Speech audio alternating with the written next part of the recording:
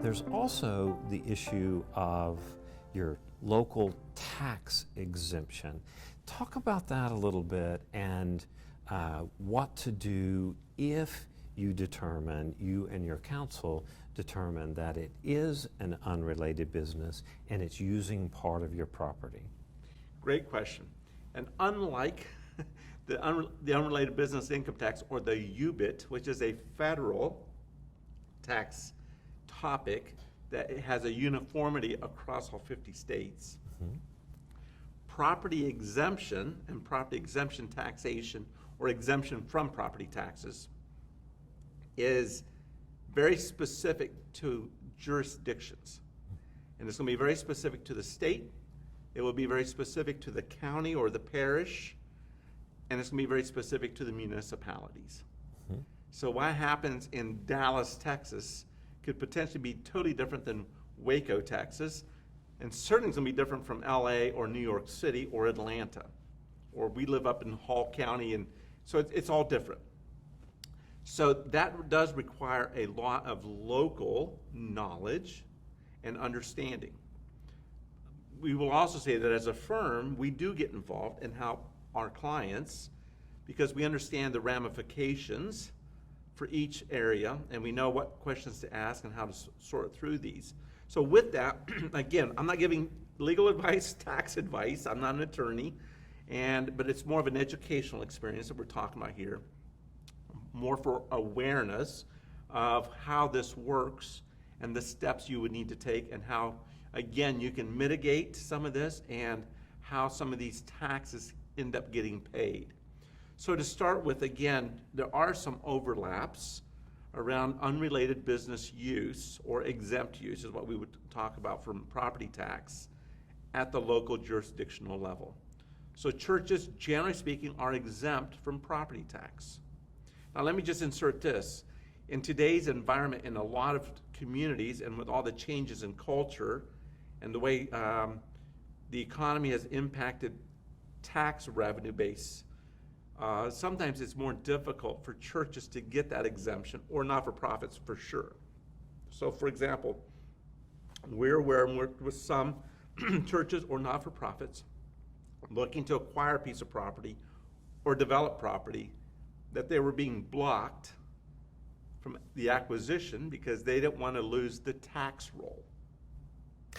Let's just say, though, most of the organizations already have an exemption, or they know what their exemption is. So on that basis, based on the fact that we know that revenue needs is there, the assessor is going to be looking for the fact if you make something that has a taxable benefit, we need to be a good neighbor, we need to be a good citizen, and we need to self-report and say, we have a non-exempt activity taking place that's generating revenue. And there'll be an apportionment on what that looks like. And so just like a lot of these churches who were looking to acquire, they end up paying a use tax or in lieu of property tax. So they didn't get the exemption, but there was this compromise. You'll pay the same amount in what we would have charged you as property tax as a good citizen. So with that backdrop, when a church already has exemption and then brings in lease income for an unrelated or an unexempt, non-exempt purpose, then we need to work with that tax assessor to say, this portion of our property for this period of time is being used differently, and it has a tax consequence. And at that point, you would work with your tax assessor to determine what's a fair amount.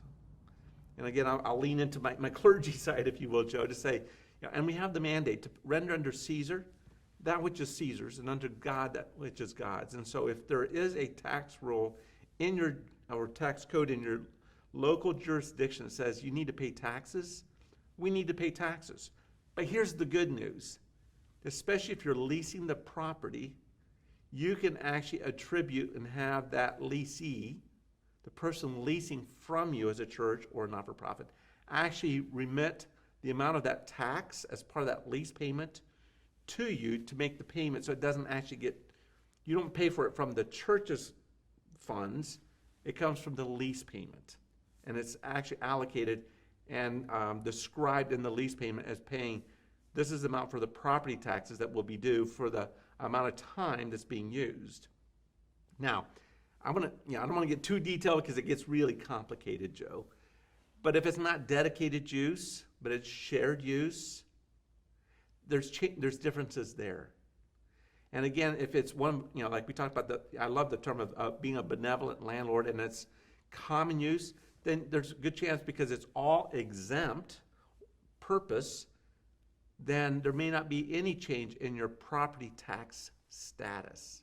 So you said a mouthful. I want to circle back around and make sure I'm tracking. First, if only a portion of your property is being used, you're not going to lose the exemption on the entirety. So just that portion, you would report that square footage and the percent it's being used to your local tax assessor, and they would come out and determine whether or not there is a tax due on that. If there is, again, back to making sure that you protected yourself in the contract, making sure anyone that is leasing from you has good insurance.